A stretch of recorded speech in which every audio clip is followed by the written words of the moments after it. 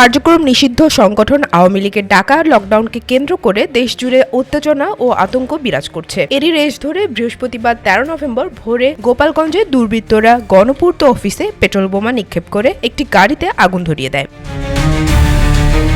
ভোর 4:30টার দিকে গণপূর্ত বিভাগের অফিস ভবনের দেওয়াল ও একটি পিকআপ ভ্যানে অন্তত 10টি পেট্রোল বোমা নিক্ষেপ করে দুর্বৃত্তরা। এতে পিকআপ ভ্যানে আগুন ধরে যায়। অফিসের গার্ড টের পেয়ে স্থানীয়দের সহযোগিতা নিয়ে আগুন নিয়ন্ত্রণে আনে। এছাড়া এর আগে গভীর রাতে সদর উপজেলার গ্রামীণ ব্যাংক উলপুর শাখার একটি ভবন লক্ষ্য করে পেট্রোল বোমা নিক্ষেপ করে দুর্বৃত্তরা। পুলিশ জানায়, গভীর রাতে কালো রঙের একটি মাইক্রোবাস থেকে দুর্বৃত্তরা 5 থেকে 6টি পেট্রোল বোমা নিক্ষেপ করে। এর মধ্যে একটি বোমা বিস্ফোরিত হয়, তবে গ্রামীণ ব্যাংকের কোনো ক্ষয়ক্ষতি হয়নি।